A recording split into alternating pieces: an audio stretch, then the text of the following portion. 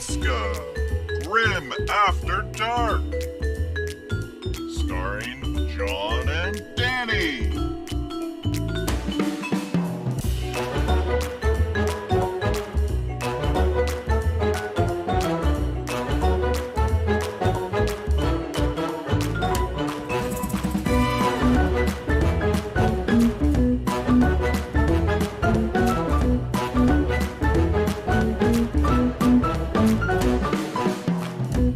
This is Tricky Dick. And now, ladies and gentlemen, here's John and Danny. What's up, everyone? Man, I'm really low today. I love that. I'm like a little baby behind a desk. The episode, this title's episode is scarily realistic. I played far too much Darktide and didn't actually do any prep. But Mitch from Bifpod is here. Daddy's in Montana, but he's apparently got a better internet connection than when he was in Alaska. I have a level 8 preacher that I really need to get back to. There was a tournament last week. There's some reveals, I guess. I'm a hydrocephalic version of Quentin Tarantino, and even though we are a group of elitist neckbeards, it's still going to be pretty grim after dark. Before we get to my co-host and our guest for tonight, it's that time of year. Stock up with some incredible savings on items you've had your eye on. Frontline Gaming's Black Friday sale is always exciting, and this year we're bringing the heat with discounts of up to 50% off on secondhand shop items, up to 25% off on FLG mats and terrain, including our new full-color terrain series. The sale runs through Cyber Monday, which is a week from today, the 28th of November. Co-hosts, let's go.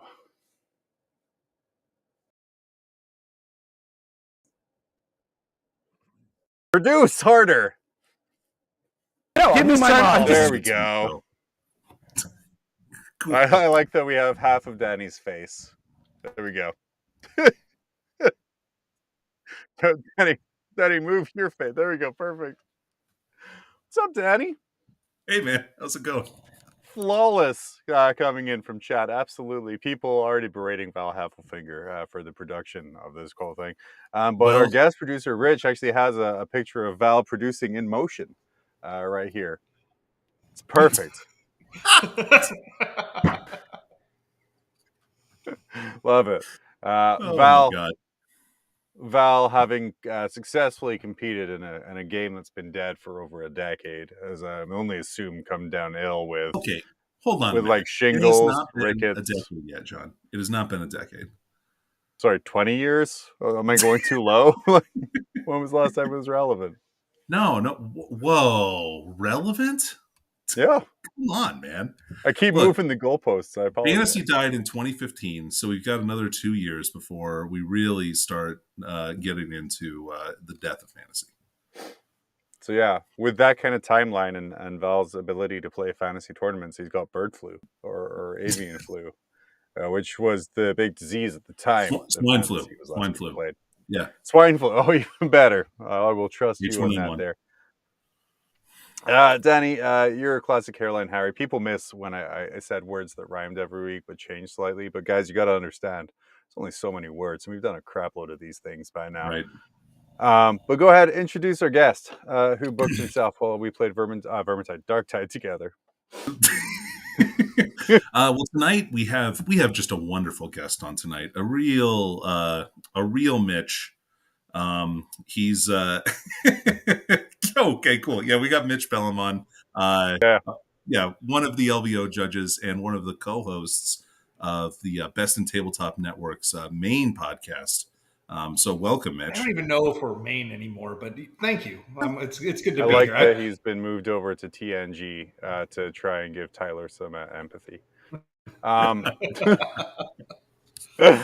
has to. If you guys have any questions or concerns, by the way, that's as far as my writing got for this week. So, if history is anything to go by, it's not a list ranking show, so it should be pretty good. Mitch, we've been playing Darktide a lot, and it's pretty bad. Last time we had you on was for video games as well, so I think you're just our digital correspondent now. That was the joke I made to someone else earlier today. Actually, was that I was like I was playing that other game, on mobile. It was free. Tacked to something. And then I haven't looked at that in like a month.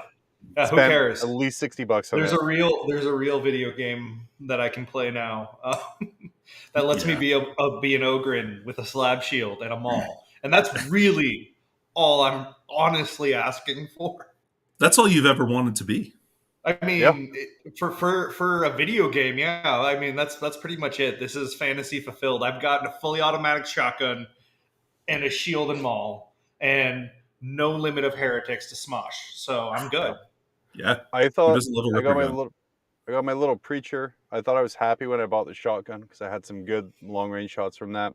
But then I found the true love of what is, I think, the worst translation from tabletop to game is the lasgun. Because when in my hands, the lasgun is just a terrifying and very deadly accurate weapon that I can snipe stuff from like a map away. But it's glorious. Darktide is, oh man, I was going to say, let's explain it for people to understand, but you're all in our age demographic. It's Left 4 Dead with 40k. That's pretty much it. Vermintide with a different skin. Yeah.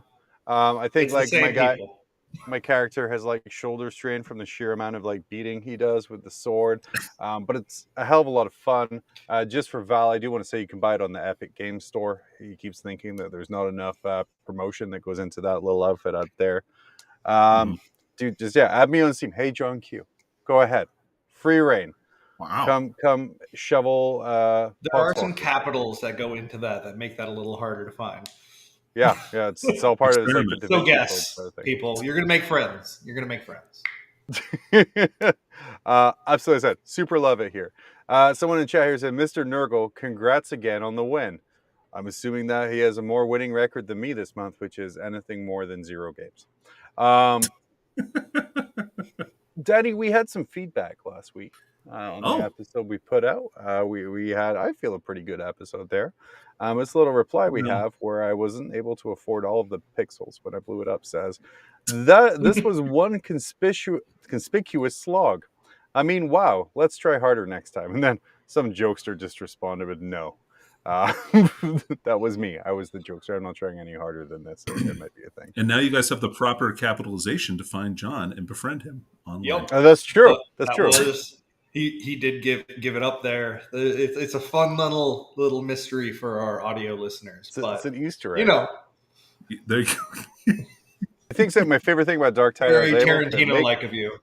I was able to make my character very water-brained of me. I don't know what that means, but it's for sure thing. I was able to make my character in Darktide a tiny, homeless-looking Scottish man. So I went sliders all the way to minimum, maximum scars, and I gave him a tramp stamp. Because like you only show your love of the Emperor. An Imperial tramp stamp. I mean, I have one. Danny, I know. I've seen yours. Well, it's a front strap. That's because it wraps around and then goes along the shaft. There. It's a novel. Maybe you guys can help me out with this. I like how the Valkyrie's wings meet at the tip. It's really, honestly, like how I don't know how you maintain that to really get the form.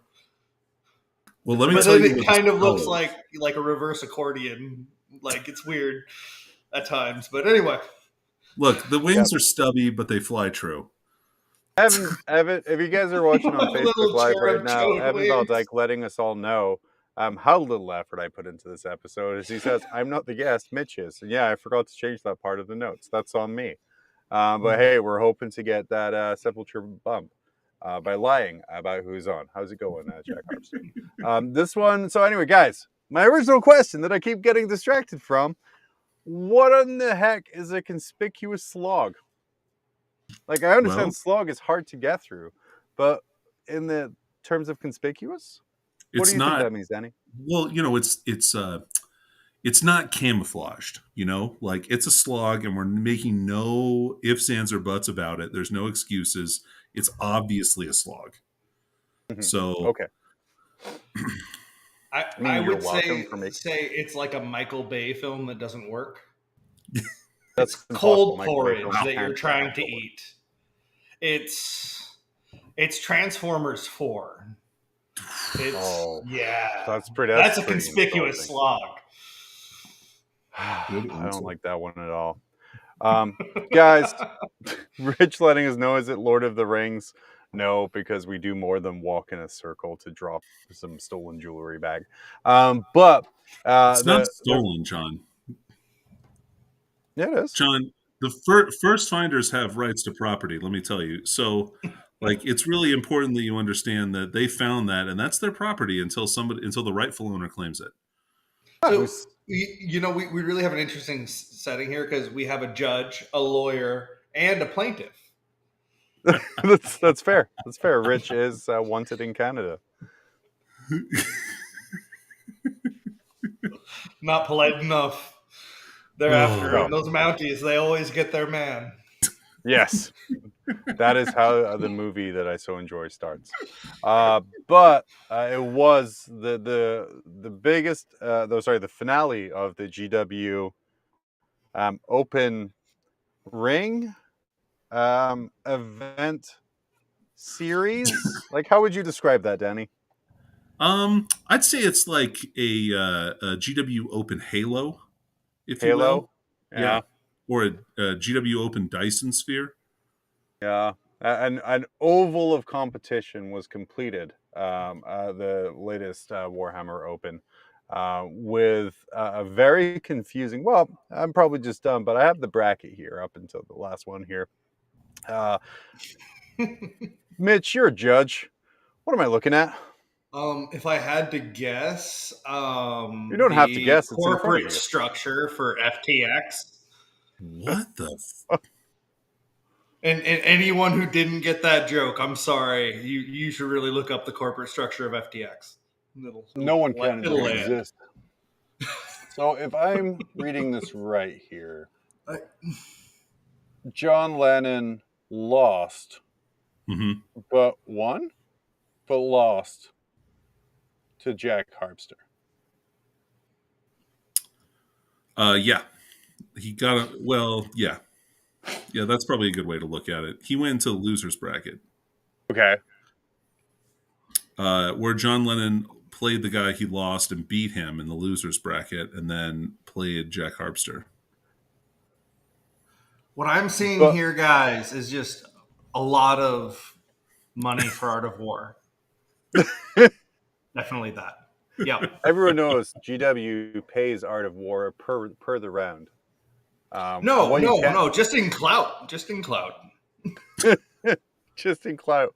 Yeah, that's how you're a coaching business. That's how you got to make your money, man. I think that's the most games I've seen Siegler lose like ever. Yeah, that's great. It shows he's human, which really helps with some of the rumors that he's been feasting on the homeless. True. Totally. I mean, almost completely. Honestly, what's funny is because it's in Florida, almost no one reported on it. No. It's really, if it wasn't for Blood of Kittens, we really wouldn't know about it. But that, man, they really do their work. Like, great journalism. They're just top tier on the hobo murders. They did make him take Crimson Fists. And as the last Warhammer Community MetaWatch article said, Space Marines are a lot of newer players' first armies. So they're going to have a lower win rate because mainly bad players play them. Right. So you can see that bears out here in this tournament. Yeah, by the fact that Siegler lost. Which must mean that he's in fact a newer player, and I really hope that he improves in the future. Yeah, I hope. Well, I hope this gives him the impetus. That's what happens when you do a factory reboot. New player, like he just go return to factory all the settings. Like give him some time, he'll dial right back into a meta. Like he needs to calibrate for a little bit. There's this really cool button on the back for overclocking, and once you do that, like he just solves the meta instantly. Yeah, they pressed it too many times. Factory reboot. Now he's got an SSD. He sleeps like half as much. It's great. Yeah, and he only consumes like half the homeless that he normally. Chat's coming in with an interesting question here. Who actually won? Oh, Pepe Silvia. Oh, perfect. He's my favorite. No one won. No one. It's like Alien versus Predator. No matter who wins, we all lose. The viewer who got a more confusing journey to a final than I did immigrating to America.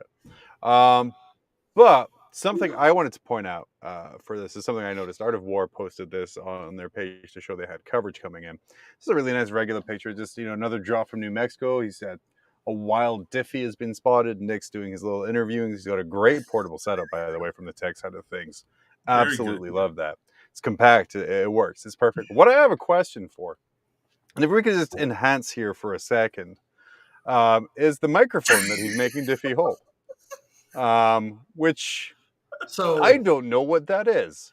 So but it Diffie was has used to a much very larger oversized sort of presence when holding things that close to his face. So they found a sort of proxy, stand-in, if you will, to simulate something he was more familiar with and comfortable with.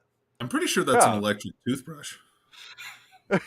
It's electric toothbrush. How do you brush your teeth, man? Well, I mean, it's just got a microphone like foam on top of it. Yeah. Oh, someone letting us know that who let that man burn the marshmallow, which I think is a great comment there. Yeah, some fireside s'mores going on. Yeah, that was honestly, Jaylee, my only feedback from the event. It sounded like I had a great time going. We're going to talk some more about the preview things that kind of came out of there. As much as I make fun of the event, I think it's a really good idea to maybe not have someone lose round one and be like, thanks for coming all this way to New Mexico. Enjoy the gift shop.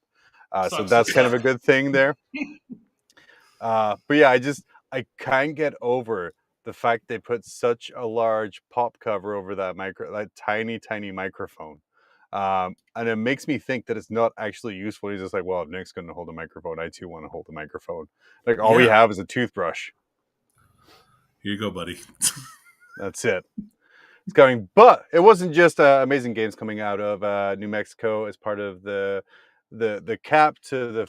Oh my gosh, what would we even call it? Like there's like a series of events of Warhammer 40,000. The final part that kind of closes the ring. A cycle, if you will. Cycle, yeah. But they did preview the World Eaters in a lot more detail. With World Eaters coming in hot with this amazing cover. And I watched the live stream of the reveal. I think my favorite part here is I can't enhance it anymore. But right to the right kneecap of that World Eater is a jackal offering a skull to that large angry man. Like, here, please take this. Before he is smashed. Spare my family. Please have some bone. I have procured one skull. Can I survive now? We've got a great look at the entire range, and more concerningly, in the next one is a very, I think, artfully cut off, zoomed in section of a Dark Angel army on the far right. Because I've seen GW photography, and I don't believe they would cut off Angron that much in the picture. Danny, what are your thoughts on that? Well, I mean, it's really too bad that they've decided to put the focus of the shot so far over to the right. Yarick's skull, I agree. Yeah. So it's weird though that they would have a Chaos versus Chaos army on the cover like that, or like on that picture. You think they'd choose like a different faction, like an Imperial faction, for them to fight. Yeah. Mm-hmm. One thing we didn't get though, which to the chagrin of many, was new Terminator models with this kind of next picture that they showed of the World Eaters army, of just the basic Terminator, Chaos Terminators, and kind of regular Chaos Land Raiders. Those look great. What's the problem? There are spikes. There are skulls. I'm into it. I mean, it's not that they look terrible. Are you guys surprised that they didn't go the Red Butcher route and kind of make sort of a specialized Terminator akin to what they did with Thousand I think what you're referring to is DLC that'll be unlocked at the Battle Pass for the World Eaters release. Video game expert Mitch. Red Butchers has always been a stratagem, not a unit. So it'll be interesting to see if they keep that stratagem in that book so that you can make your Terminators into something more. Yeah, for sure. So, Mitch? Yeah, I think that this World Eaters release is a really great time to discuss something I talked about with you guys before the show, the fact that Chaos Space Marines are trying too hard. They've become emo. And orcs have become far more metal. There is a Goth Raka. They're far more metal, far more Mad Max. Like, Chaos Space Marines are just crying into their soup. Like, it's just very sad. They're just cutting themselves. Why are they eating soup?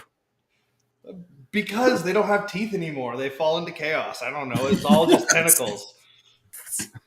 You lose your teeth when you fall to chaos? Oh, I I guess mean, you do the Imperium's dental plan. You're not Russian anymore. Once you have flesh metal like melded into your armor, you cannot get in there. You are not like you're taking a power claw like from here, and like not happening.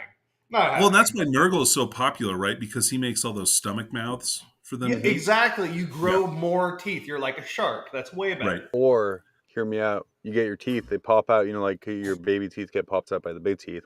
Your big teeth get popped up by little tentacles, and you just have a mouth of tentacles. I would say.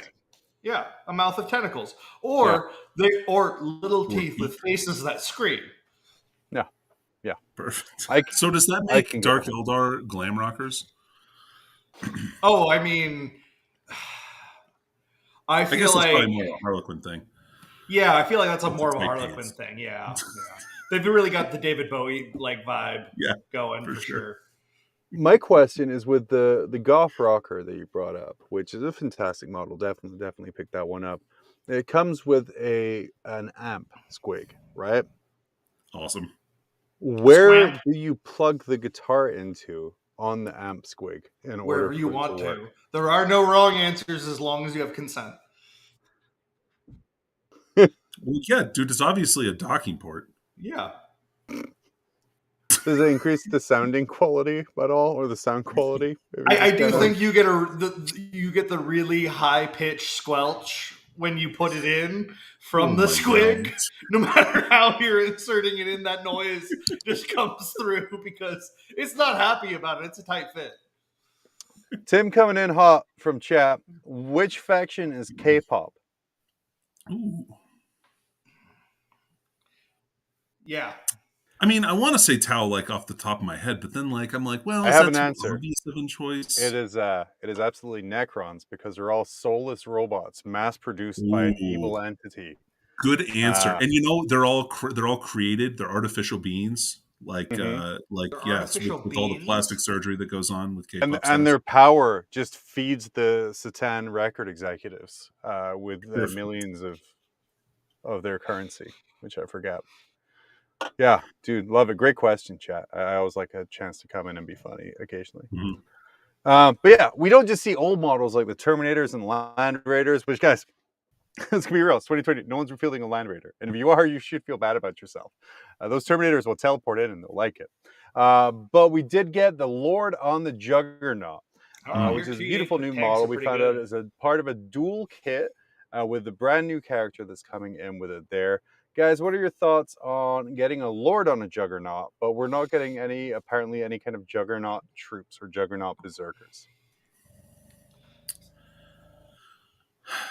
Well, as much as I would have liked to have Chaos Thunderwolves, John, and by saying would like, I mean I definitely would not like that to be a thing.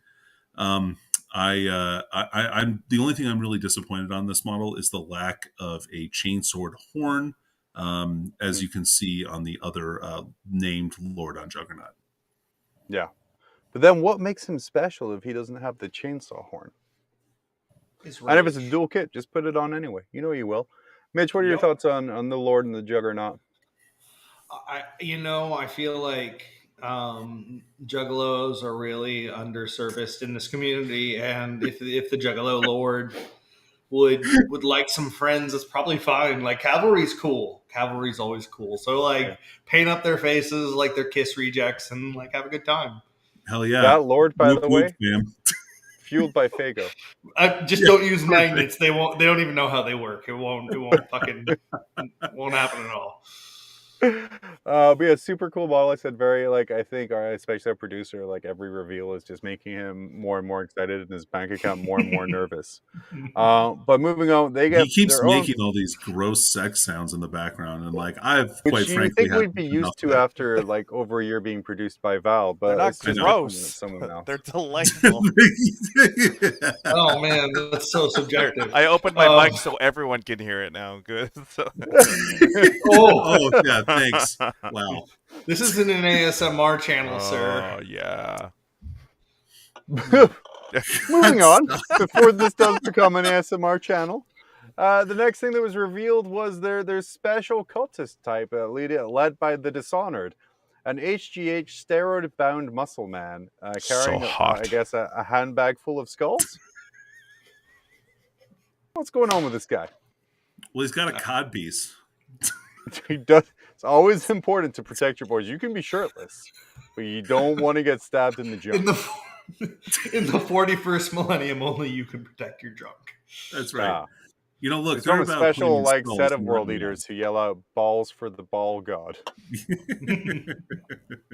They're honestly the reason that everyone wears a cod piece is they're all trying to prevent the rise of a new chaos god that is just for balls. So they're just like how you don't want to feed the psychic energy of the different chaos gods in any way. That testicular god. You just how better to protect yourself against Slanesh, Mitch, right? Guys, like, have we considered that might just be a cage, like a penile cage, where it's locked up, and it's just part of his play with his cornet and mate. Are you saying Iron Maiden for his Johnson? Wait, are you saying he steals people's wieners and puts them in that cage? Is that what you're saying? No, this I'm saying is all that his just cod piece making is me actually a think penis of cage to stop him from 30 Rock. It's a No, sub Mr. thing. Wiener Slave. Oh. hey, wiener cages are a thing for some people, so let's not. Yeah. All of these cultists, and we can go to the next slide here, where it has a picture of the entire Rich. Jackhals. Oh man! So here we see the full range of Jackhals, which is how I assume they're pronounced here.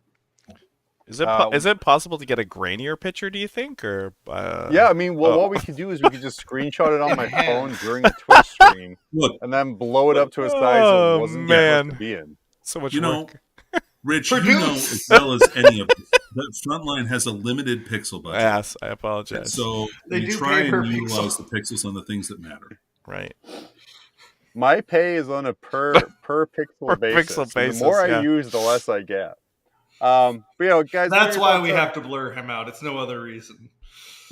What are your thoughts on the Jackhals? Cool models. Their weapons are really big. Yeah, that was the first thing I was like, wow. Even they're really small, those weapons are really big. They are roided out, though. In the description, it talks about how they take combat drugs and stuff like that. So that's awesome. I'm down with that. What are you expecting? Yeah. So these guys are a little bit more expensive than regular cultists. What are you expecting to see from them? Some AP, some strength, some extra attacks. I expect them to die. Like it does. Like unless they're going to be able to advance and charge with a stratagem or something, warlord trait, whatever, they're just going to die. Also, even if they can do that, I have mortars. They're just going to die. You know what could really protect them? We saw it the once. Emperor can't anymore. They left. A Land Raider. Because nothing says protecting 70 points worth of models than a Land Raider. True. There's a way to go. Protect itself. And then the last thing I have up here, pixels optional, is the Eightbound. These corn-specific possessed.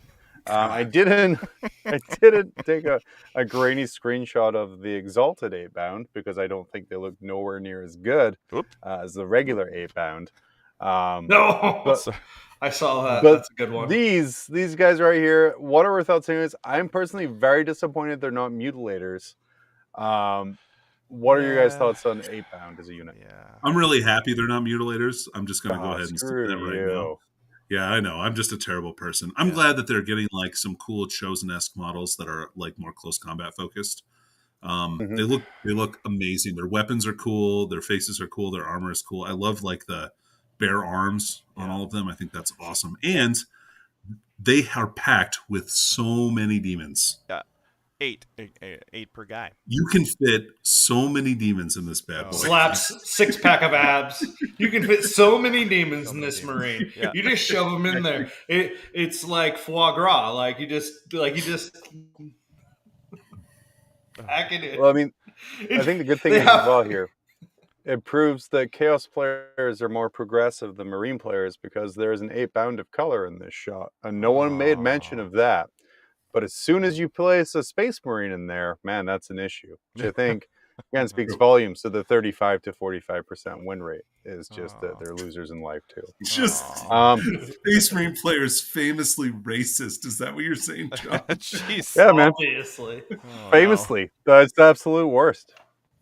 I mean, look at the names. Imperial Fist. Like that, it doesn't have slight undertones to it. Yeah, those White Templars really take the cake usually, from what I've seen. Started that way. Oh, those are the ones with the pointy helmets, right? Yeah, that's right. They wear their beaky helmets all wrong, Mitch. They do. It's been a great run of shows that we've been doing, guys. This is wonderful. Has it been, though? Has it been? Well, Jock coming in letting It's a us know he has, conspicuous slog. All That's of what their I'm saying. psychers are wizards. the demons have six demons in the abs, 2 in the balls. And what a way to sign off the show. Yeah. So there is some feedback, obviously, from the community. Our community famously chaste with their opinion, and they don't want to share what they think whatsoever. But we did find Hard to this get an here. opinion out of a 40k player, in my experience. You really got to prod and poke. It's really hard. It's really hard. But this one here, I think, is from Sepulture of Heroes, letting us know Exalted 8-bound or just World Eater Wolfen. Mitch is someone who has terrible armies. What are your thoughts on kind of comparing the Exalted 8-bound to Wolfen? Well, let me first respond to the first half. Respond to the first half of that. Takes one to know one. Secondly, I 8-bound are nowhere near cool as Wolfen. What? Sorry, Come on. Get not outta even here. remotely. Yeah, seriously. Got it. Yeah, dude. Come on. So you're comparing a 10,000-year-old murder machine imbued with the power and souls of 8 demons charging across a battlefield to collect skulls and blood to save Nowhere its near god, as cool as a furboy. with a group of furries jumping up the table. No. I thought you were going to say to a World Eater. Well, now I am. So, funnily enough, World Eaters are actually my favorite Chaos Legion, and I am excited to at some point build an army that for these rules, but I will use none of these models. I will be doing crisp, nice, heresy era World Eaters, because that is one of or you could do that. Yeah, that is one of the best paint schemes in 40k in 30k, 40k, everything. Like that white and blue, just love it so much. Oh, sorry, just I think spattered with the blood of their issues victims. Here. Oh. Yeah. Sucked into the monolith. Mitch is gone, guys. No, that's what we do. Oh man, I'm not that petty for a while. You think about it. FFS 271 letting us know the jury's out in 8-bound. I think they have play, but only in MSU. We'll see more in the synergy department, which is pretty good. Like I said, I think a lot of these live and die by the stratagems that they have. But as we saw with the new guard book, man, lots of change happening. Who even knows what we're going to see? Here's my question for you guys. Yeah. Do 8-bound have demon saves? Oh, I would say they probably do. I would say so. What's the demon save? I would say they have invuln saves. I wouldn't say they have demon saves.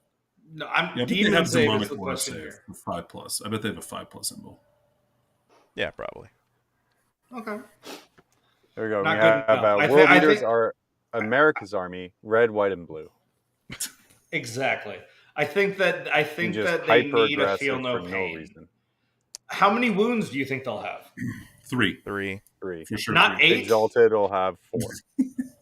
Not 8? There are 8 demons. There are 8 bloodletters crammed into this dude. He doesn't get 8 wounds. What the hell? They're He very doesn't have weak as many demons. wounds as a sentinel. They're very Embarrassing. weak demons. Embarrassing.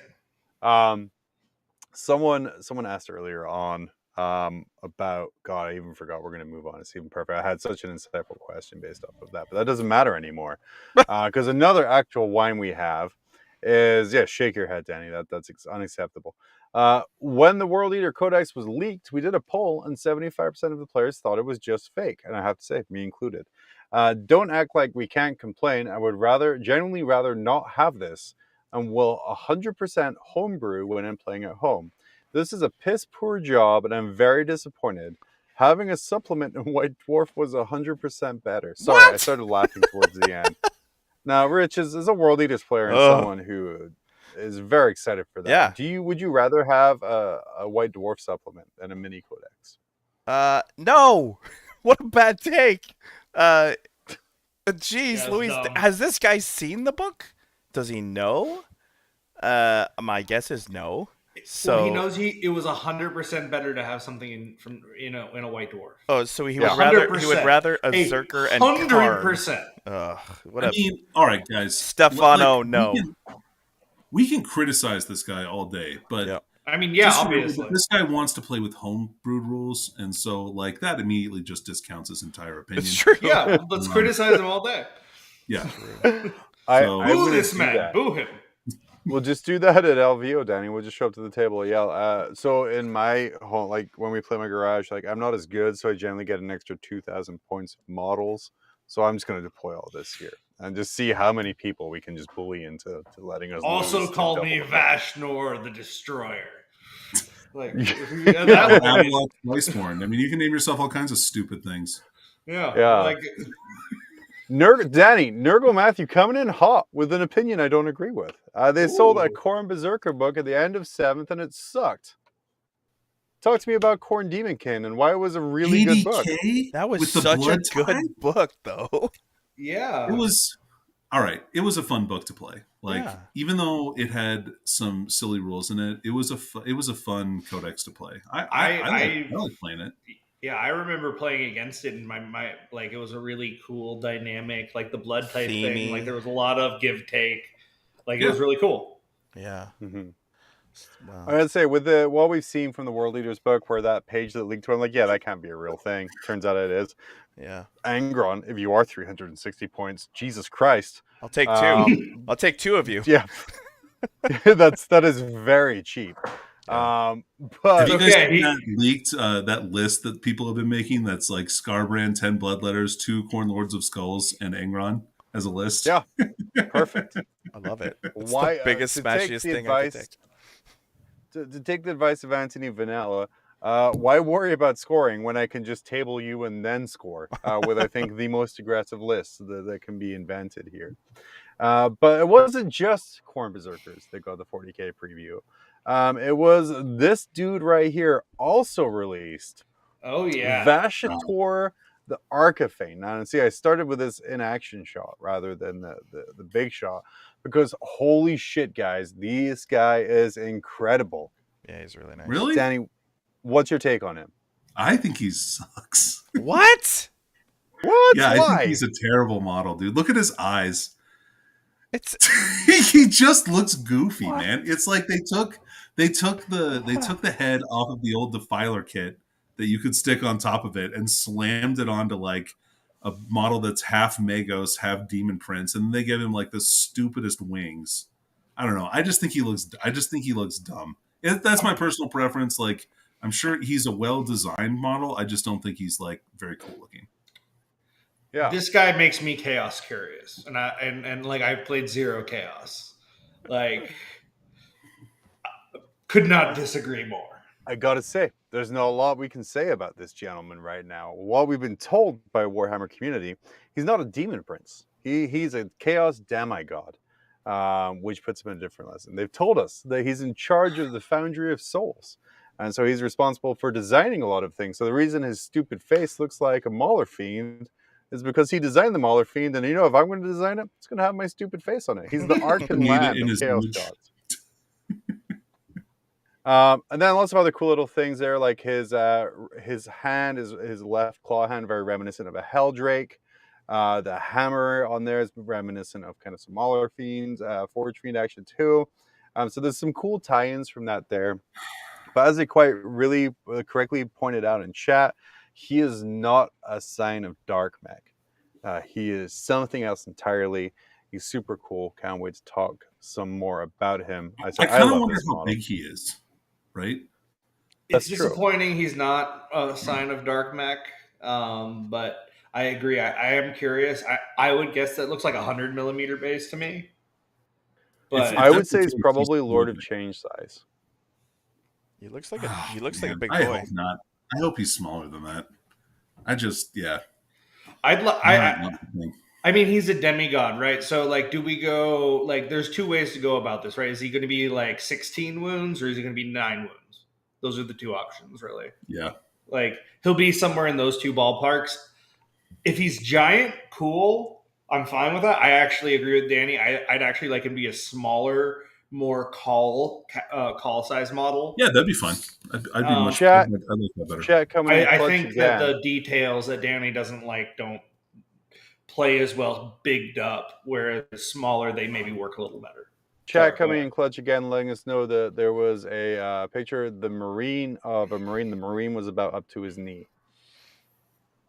80 mil, So, like, they said. Millimeter. 80 to 80 100, millimeter okay. base. 5 So inches tall. He's I the guess that's size okay. he's the size of a new Sentinel, basically. That's fine. Yeah, that's can better. be stopped by one gray wizard. Now my favorite comment. One Love gray it. Magos. That's who can stop him. Arc in the land.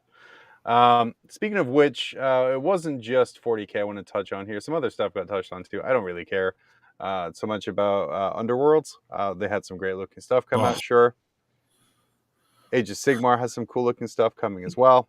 Yeah. If you want an idea, I think, honestly, if you want an idea of how the next year and a half of 40K is going to go, if you look at how they've handled the relaunch of Age of Sigmar in the 3rd edition, where we're just getting lots of new battle tomes, upgrading them to the current rule set without huge amounts of changes, fingers crossed. But at the same time, that game is in a really good place right now from what I can understand. So please. Yeah, the new Gloomspite stuff looks really cool. I mean, those Wolf Riders are fantastic. Those look rad. And then I like the new Necromunda stuff. Are we going to talk about them? Yeah, I mean, let's go next slide and have a look here. We're talking about. Dude. Look at these guys. Oh, Codex really Ridge cool. Walkers. One guy has a snorkel. You can't tell because I couldn't afford the pixels. that's so cool. But yeah, what's your thoughts on this? And kind of where do you see like Necromunda going? Because they relaunched it a couple years ago here, essentially as a board game, for one of a better word. Well, so you can play it on like in the Underhive, so it's more like a board game like that. But they also have rules for free range, like normal stuff, and they just released rules. Well, not just, but like a year ago, they released rules for like more open battles, like on the Ash Wastes. And so that's where I think these guys are going to come into play. So you have like, and in those they've got some cool rules where like the terrain moves 6 inches towards one board edge every turn because you're moving. Oh, like the old the Gorka Morka rule for the yeah. So like, that's was this something you were expecting when they relaunched Necromunda? Because like for me, I wasn't expecting them to go like outside of the hive and kind of into these kind of Ash Waste scenarios here. I'm really excited that they're doing that and kind of exploring that design space. Like it kind of gives them, honestly, like this gives them a way that they could introduce kind of like some Gorka Morka elements to it, which was a great game. So, John, I know it's your favorite. As your guys' digital correspondent, I have to point out that like Necromunda Hired Gun, one of the best 40K games ever. It's really fun. But Necromunda Ash Wastes Hired Gun. Ooh. With some Western themes and some trains and some like you got some desert monsters and you can go really kind of crazy with it. Like come on, sign me up. Let's make this happen. Let me tell you though, I played Hired Gun. I bought that game. I was very excited for it. I do not have the hand-eye coordination or the patience to play that game because I found out very quickly in order to play it at a level where I'm not just flinging my keyboard through my monitor, I need 75 fingers. And the hand-eye coordination. Need a controller. It was. Yeah, I did not enjoy that as much. Darktide now though. Ooh, that's a good thing here.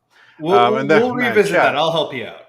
Guys, chat. Let's just you're all on board as a writer team now because Mark Corney came in with Red Dead Redemptionist, which yes, I would pay the heck out of that game.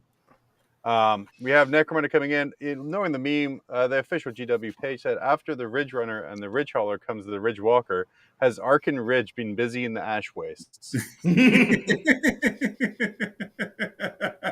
Great great joke. Really A solid plus, joke. A plus Warhammer Community. Good job. Which Even if I you're think fake. is probably just. Well, we can talk about that next week. Yeah, but it's probably, I think, just a subtle dig at the writer who came up with all the names. Like, yeah, he called them all Ridge. Like, oh, what's coming? A Ridge Walker's? Like, yeah, how did you know? But these things look amazing. All of the vehicles have been super thematic to the gangs that they're with the insect bugs coming in. We have like the quad bikes for the Orlogs. I'm really loving sort of everything that's coming out of Ash Waste. And it's such an interesting way to evolve the Necromunda game, where it would be like, it's a great game system, it's a great game state, but how do you make that appropriate for kind of today's gaming audience, because they're not going to be satisfied just with your cardboard towers like kind of we were back in the day. The unified aesthetic that they've been able to carry over different settings, because you can look at models from Games Workshop that are Necromunda models, and they're distinctly different. Like, they're a Necromunda model. Yeah, they fit into 40K, but they're a Necromunda model, and you see that instantly. And I like how that team has achieved that within their sort of like niche is really cool and interesting. I don't know that any other game has done it quite like that. Right. And we can see that kind of in this next picture here, Maybe which is one of the Necromunda models, which is one of my favorites here, which is cool. Which is a guy holding up a relic with a little servo skull flying behind him. Dicey concept creator, or Dicey June on Twitter, though, if it's still up and working as time of this recording, said this dude 100% trying to pass off his own leg bone as a relic, which is not something I had put together until I noticed that he is carrying a leg bone and he is missing a leg. Which I think is like a really cool little story that guy put in. And again, talks to the quality of the model team, like Mitch was saying, what they're doing there. Perfect. Are you guys ready for some tinfoil hat conspiracy time? I mean, always. GW. Thanks, you owe me a Coke. GW sent out an email to retailers, letting them know an approximate 5.8% price increase was coming on trade prices on selected products, including all plastic box sets and paints. But they weren't changing any of the recommended retail prices. Danny, as someone who is a subject matter expert in trademark infringement, what is your take on this thing that has nothing to do with trademark infringement? What, people thought this was because of trademark infringement? No, I'm just making a horrible connection based on something you told me earlier. I see. Okay, cool. Thank you. I don't mean that. That's a sarcastic thank you, John, in case you couldn't tell. I assumed all thank yous to John were sarcastic. Is that not?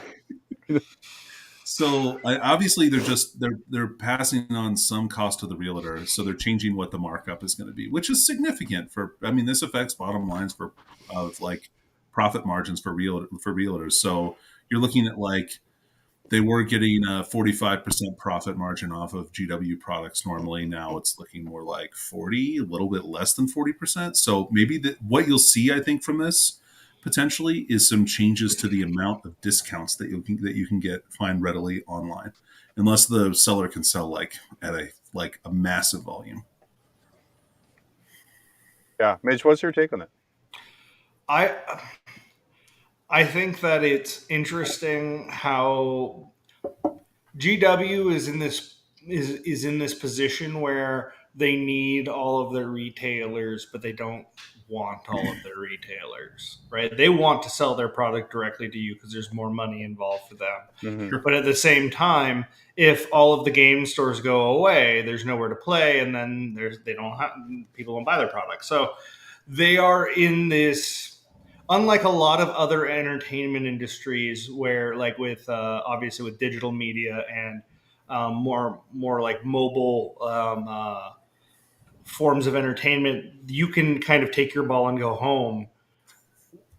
You can't do that with all of these retailers. They need them, but they're trying to figure out the best way to increase their own bottom line, and also at the same time drive traffic for you to purchase from Games Workshop just as much or more likely than from your retailer. That's what they would prefer, right? Like Yeah. and that's not saying that in like a predatory or negative way towards Games Workshop. They're a business. That's what they do. It's a hard position to put retailers in, and I really think that the probably the best solution for a lot of these game stores is some sort of membership that you can get your regular customer base, like basically kind of chipping in regularly to and in exchange they get a certain amount of discount that kind of negates this markup difference. So the public is the ostensible public is paying that slightly more inflated price, whereas the consistent customer base is rewarded for showing up and giving their patronage with a bit of a discount. But in a way that obviously isn't also violating the agreement as a retailer with Games Workshop. It's a really hard line to thread. I will say, for retailers. But before kind of talking some more on this, like you can go to frontlinegaming.org. You have 15% off right now, free shipping over $100. It's to this episode. But tinfoil hat. He's made like $2 now. Yeah.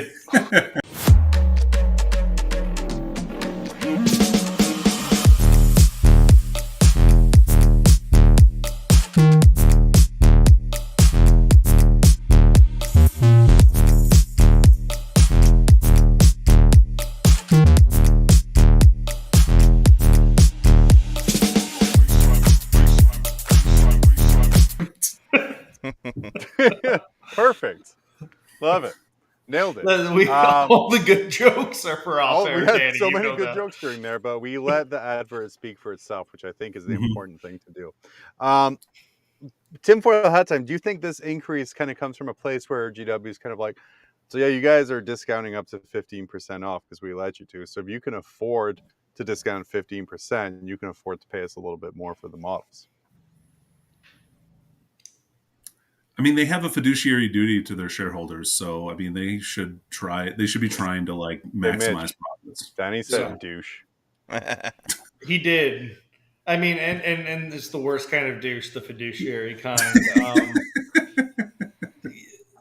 I couldn't disagree more there. I think that they do have an obligation to be doing what's in the best long-term interest of their shareholders, and in a marketplace that in a global marketplace that is going into a recession, sure, you want to cover costs, but at the same time, there are very few people who are going to say no. I'm going to make sure I can keep paying for Warhammer Plus and the models I need instead of my car payment or instead of like any actual financial pressure. So increasing that fiscal demand and footprint in people's budgets right now, I don't think is the right move. I think that it pushes people to have to consider, what do I want to buy? What do I want to spend on? And the more someone's having to think about how much they're spending on their hobby, that's always a bad thing as a retailer, as a company. You want people just spending on the hobby. You want people passionate about it to that point. The more you increase that cost, the more you're increasing that sort of mental real estate of like, do I need to get this? Do I have to get this right now? Can I live without this? And of course, the answer is no. You can't live without it. Yes, you do need. Well, I mean, if it's from Frontline Gaming, obviously not. Sure. Oh, thanks, Mitch. But otherwise, thanks. That's extra $3 now. Yeah, use that link below as well. Danny, this one, I think enough time has passed for me to finally pull up this one. I wanted to ask you about this a couple months ago, but it's a little raw, a little neared in the psyche here. This was right after the League of Votan nerfs came out. Someone started with the always good story of, I'm no lawyer, but couldn't this kind of thing fall under antitrust laws? Like, they created a book with extremely stacked rules, waited until everyone got their pre-orders in, then nerfed it hard before some people even received their stuff. Just seems kind of ridiculous to me regardless. Now, Pixie Jackson does respond with, I'm no lawyer, but no. But Danny, you're also no lawyer. Well, what's your take on this? I mean, Honestly, I don't know that much about antitrust laws. I haven't studied those yet. But Perfect. yeah. So as not a lawyer, I think it's a garbage opinion. And Pixie's got it right there, 100%. Yeah, exactly. Ratio Santi, like it's. I'm no lawyer, but complete nonsense. I love the fact that they say it's antitrust because the Votan Codex, they pre-ordered the big box and then they changed the rules before the big box came out, or just as the big box came out, which was like 3 units from the book, and not even the good ones. One of the good ones. Well, the bikes are pretty good. I'm no lawyer, but as someone who just Googled what antitrust means.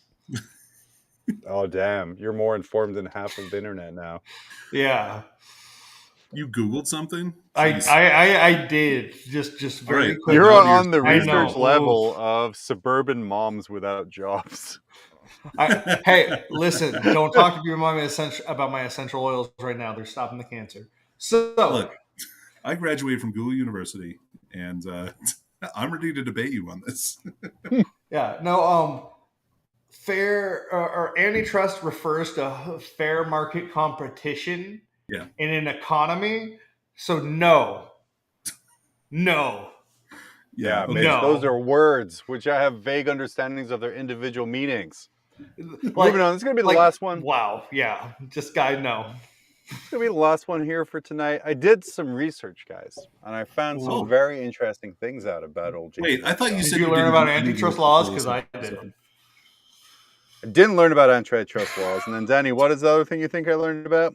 I said I thought you didn't do any work for this episode, so I'm disappointed immediately. Well, he was able to hit Shift Tab in while playing Darktide and use the Steam browser to. Impossible, because this is my hand correlation when I'm playing Darktide is in a way that's going to give me arthritis. The claw. Man, it's good.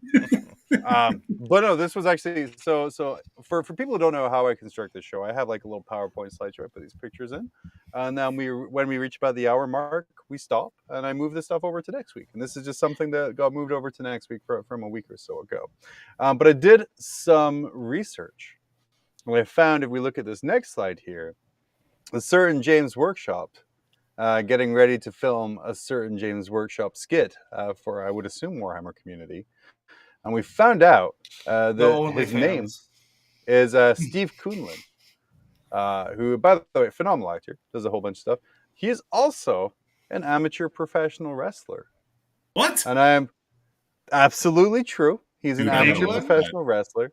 And I absolutely need to find footage of him performing for reasons I just want to share. Obviously, I mean, ideally, if you could just make fun of us and send us a video of it, that would be great. But I feel there's several legal reasons why you won't. But if I can just have Games Workshop literally wrestling, the memes write themselves. Yeah, I was going to say, are you saying we can have James Workshop power bombing someone and we can just put like the meta over their face? Yeah. It's so lazy. Like even this show could produce it. Like it's even within reach of us. Yeah, I've got to see a professional Matt Berry impersonator do wrestling. Like that would be amazing. It would be. What about a professional Chuck Berry impersonator doing wrestling? But yeah, so guys, help us out. I'm searching. There's only so far my Googling can go during finals week, which is not very far, and I'm very sleepy. There are firewalls and filters. It's firewalls and filters. It has literally nothing to do with Parables of the Sower, which is something I have to read tonight. But I want to find of the Sewer. Sower. It is. Yeah. Well, we're not getting critical analysis right now. I need to find pictures of him wrestling. Like I literally need it. I will waste an entire hour of everyone's time with memes for this. So we have to. I'm excited for it. Imagine if they sold STLs. If I could have an STL of James Workshop, man, game over. I would go in my pile of shame and I would do nothing with them for years. Just a whole Space Marine army of James Workshops. Just the head. Just the head. A Votan army where just all of the heads are James. Perfect. Just one after the other. Don't need it there. With their comeuppance, yep. Yeah. Amazing. I mean, you guys hadn't brought it up yet this episode, and I know the style guide obligates us to say come opens at least once. So that's fair. That's fair. Well, I read it. That, you sent it over. I do my research. Yeah, Rich, skip to slide 26, and we're going to go out on this one here because I think this is a very important piece of art that needs to be celebrated by the community. The Imperial. Mitch, I want you to tell me what are you seeing here? Oh man. Is that a Gimp Titan? It's an Nuevo Titan. What's the Nuevo Knight? Someone has very skillfully covered that castle in anime faces.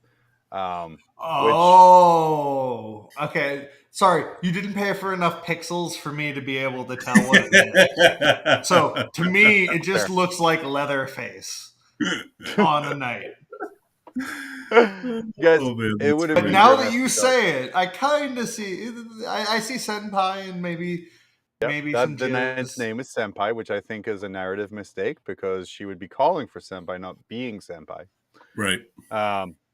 But yeah, Danny, what's your thoughts on someone spending? Well, I was going to say $150, but there's no way that a person who paints a knight like that doesn't get it from China. just for accuracy. I do believe that is the judging from the base, that is a Titanicus Castellan, and much smaller than you might be thinking. Oh, maybe. I don't know. Maybe that's why it's so pixelated. It's hard to tell because the pixels are so big and the knight is so small. What I really think about this is whoever does this, whoever made this, needs to find themselves maybe. Oh, no, it's a full size. There's just like hexagon acrylic over the base. Okay. Yeah. Okay. Yeah. They're a bad person and they should feel bad. That's kind of the end of that statement. They're very sexually frustrated and they should figure out another more productive way to deal with that, because it's showing on their nights. They're starting to sweat it. True. Hanko on Twitch letting us know there is no Adeptus Titanicus Castellan, and therefore outing himself as the owner and painter of this knight. I knew it was Josh. Love you, buddy. Makes perfect sense. Soon. Tim the Sorcerer, that's the weirdest flashlight I've seen all month. Flashlight or fleshlight? Yes. I mean, why not both? You know, Mitch, we're going to wrap this up. Get everyone on out of here to a nice early night. Plug your stuff. Oh, man, I don't do that. Fine. You have to. I told you to. That really makes me not want to, but then Colin will yell at me if I don't. So I'm really just stuck being yelled at by people who are taller than me no matter what. So, no, seriously, check out Best in Tabletop Network, Best in Faction, The Next Generation. We've got, there's a bunch of other shows. They're just so much better than anything I'm doing right now. There are a lot of talented people putting in a lot of effort. That's Frontiers honest. Continues to do I was going to say Frontiers. Covering the international scene. You have Best in Faction, The Next Generation, which has a lot of kind of current high placing players and Nick and Tyler and the other one. And then you have like the Best in Faction Original, where you guys do some like great breakdowns of the things that are coming out. I would also say that if you check out our Discord server for our Patreon, if you'd like to, hang out with any of the hosts of this show, maybe play some Darktide with them. Not just this show, a lot of other shows. Like basically, it's there. It's a good place to if you want to hang out with the people here on Frontline or Best in Tabletop or Art of War, like kind of everywhere. Definitely do that. Slaaneschmas is coming up here in like 2 weeks. That is in Ocean Shores. I help run that. It's going to be, I think, around 80 people. That's going to be a fun event. Yeah, we have a whole. It's a whole con, and in a event center in a sleepy, in a tourist town in the middle of winter, a beach town. So it's very cheap and easy to get here, and there's lots of easy accommodations, and you can just go drive on the beach and enjoy the surf. It's a good time. And then there's LVO, which I'll be one of the senior judges on. So yeah, I'll probably come back on before that just to talk nonsense. Personally, message Mitch on Facebook with all kinds of rules queries, terrain questions, send list submissions, right to Mitch. It's really a great way to get my attention. If you want to, really flush your vacation down the toilet, it's a good way to go. Mitchell Hunter. Yes. Yeah. That's a better joke than anything I was going to have, Danny. Good job. Yeah. But no, seriously, I'm I just enjoy talking about 40K. So I'll be on here. Anywhere else people will let me on to just talk about this crazy game we love. But Darktide is something to check out. It is really fun. It will break your computer. That's not you. It's it. It's a beta. It's a beta. A Eurojank beta. You guys, LVO is right around the corner. We're coming up in less than 2 months away. Jesus, don't say it like that. I haven't even gotten my plane tickets. Fuck. Super excited. Hopefully he's booked the hotel, but I know he hasn't because it's been busy. You did? I have. Yeah. I owe Danny hundreds of dollars. But LVO is less too, but we're super excited to be there. And guys, I can't wait for you to see the amazing things Richard has planned. And Dickie, we're going to just keep hyping this up over the next 2 months until it becomes impossible to meet any kind of expectation that we've been set. Will Henry Cavill be there streaming? Who knows? Probably. From what I hear, Val and Dickie are going to play a Warhammer fantasy game, and whoever wins gets the other's firstborn we child. all lose. We won't actually be firstborn child is on the line. They're racing for We won't actually be streaming the finals of LVO. It will be simply a 7-hour game of fantasy, which is what Val It takes so long. Yeah. It really doesn't. Okay, our one last guy. So I played round 2 at Du Bois. Great event. Everyone go. It's awesome. Other than some of the tables, and then Dude, I love Tetris. Yeah, I do too. And then I went to dinner. He was still playing the same game after a 3-hour dinner that he played in round 2. I came back. I'm like, dude, what's happening? And he's like, oh, it's just we're deep into round 4 here. And I was like, what do you mean deep into round 4? It's been 7 hours. Well, I can imagine. Yeah, we're deep into round 4 here. We just, I got my ogre and went into his orcs over there and just didn't make it happen. Just couldn't get the charge off. Yeah. I really wonder why that game died. Oh my god. Danny, we've all had a little sign off. Why do you have a little sign off? What do you want to say? Nothing. My butt hurts. I want to go to bed. Actually, Danny, why are you in Montana? What? Okay. Why are you in Montana? I've been waiting this whole episode to find out. I'm visiting family. Oh, cool. We're doing Thanksgiving. What part of Montana? I'm in Red Lodge, Montana. Oh, okay, specifically, where in Redland? I'm kidding. Do you have any how far away are you from that area in Yellowstone where it's legal to murder people? Not that far. Yeah. Guys, it's for serious. No, I know. If you're in America right now, happy Thanksgiving for this Thursday. We'll be back again on Monday. If you're not in America, happy capitalism for this Friday as well. The World Cup has been phenomenal so far, and I'm very excited to see every single team get the opportunity to rest their goalkeeper, not play him when playing against the Qatari national team. But the human cost has been impressive. It has been. It has been staggering. Honestly, I've been speechless. Just the level of impressive devastation that the Qatari have brought in the name of sport for some little balls is pretty impressive. Pretty impressive. Who knew that you could have that level of human suffering just for fun?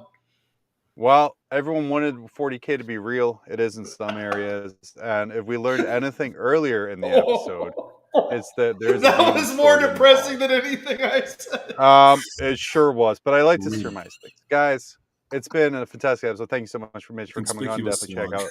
out all the best in tabletop shows. My name is John. We're going to be back next Monday with either Dickie or and a picture of Val looking sick, or a sick Val, or in a weird world, maybe a healthy Val. But we'll be back to hit the that's highs and the lows of the community. It's still pretty grim after dark.